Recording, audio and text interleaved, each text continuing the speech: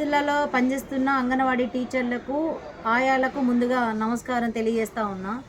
నేను కవితని, Anganwadi teachers and helpers union Rangareddy జిల్లా ప్రధాన కార్యదర్శిని.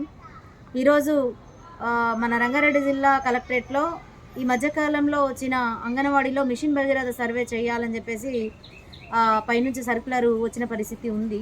ఈ సర్వేకి వ్యతిరేకంగా ఈరోజు రంగారెడ్డి జిల్లాలో జాయింట్ కలెక్టర్ గారికి మెమోరాండం ఇవ్వడం జరిగింది. మెమోరాండం ఇచ్చిన తర్వాత సార్ వెంటనే కలెక్టర్ గారికి ఫార్వర్డ్ చేశారు సంతకం చేసి. మిషన్ భగీరథకు సంబంధించింది పని మా పని కాదు, ఐసీడీఎస్కు సంబంధించిన పనులు ఏది చేయించినా చేస్తాం తప్ప ఇతర పనులు మాతో చేయించకూడదని చెప్పేసి జాయింట్ కలెక్టర్ గారికి చెప్పడం జరిగింది. ఈ కార్యక్రమంలో మన అంగన్వాడీ యూనియన్ జిల్లా అధ్యక్షురాలు రాజలక్ష్మి గారు, అలానే ఆఫీస్ బేరర్స్గా ఉన్న బేబీ గారు, అలానే బాలమణి, పద్మ గారు, అలానే వీళ్ళంతా కూడా వైదేహి గారు, వీళ్ళందరూ సిఐటి నాయకులు కూడా పాల్గొనడం జరిగింది.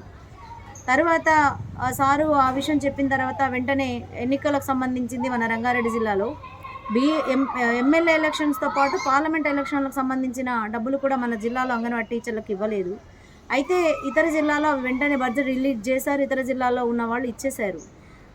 మన జిల్లాలో ఇవ్వకోకుండా దాన్ని నిర్లక్ష్యం చేస్తూ వచ్చిన పరిస్థితి ఉంది. అది జాయింట్ కలెక్టర్ గారి దృష్టికి తీసుకెళ్లడంతో సారు వెంటనే కూడా దాన్ని ఆర్డీఓ గారికి కూడా అక్కడికి వెళ్ళి కలవండి అని చెప్పారు. అక్కడ కూడా ఒక మెమోరాండం ఇవ్వడం జరిగింది.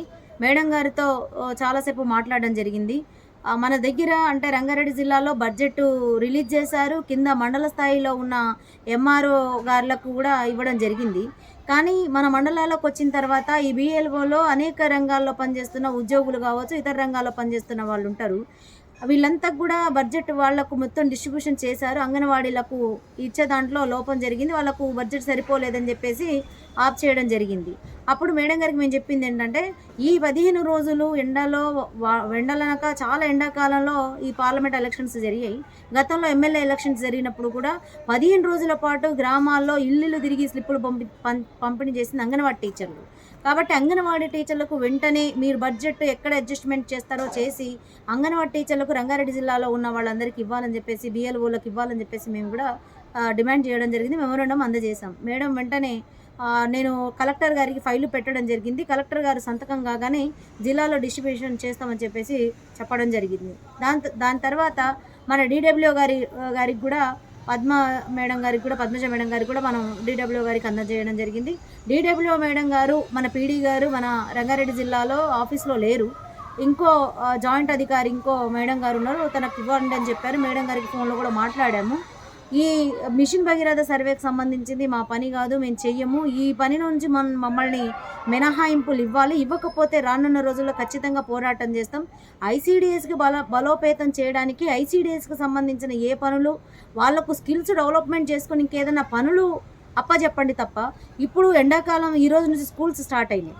ఈ రోజు స్కూల్ స్టార్ట్ అయిన తర్వాత ఎవరైతే పిల్లలు ఉన్నారో స్కూల్కి పంపించే పిల్లల్ని మా స్కూల్కి పంపించండి, అంగన్వాడీ సెంటర్లకు పంపించండి అని చెప్పి మోటివేషన్ చేయాల్సిన అంగన్వాడీ టీచర్లు మిషన్ భగీరథ పనులకు సంబంధించింది వాళ్ళు గ్రామాల్లో తిరిగితే ఈ స్కూల్కి పిల్లలు రాకుండా ప్రైవేట్ స్కూల్స్కి వెళ్ళే అవకాశం ఉంది. అందుకనే ఈ చిన్న పిల్లలకు విద్యను అందించే దాంట్లో వెనుకబడిపోతాం.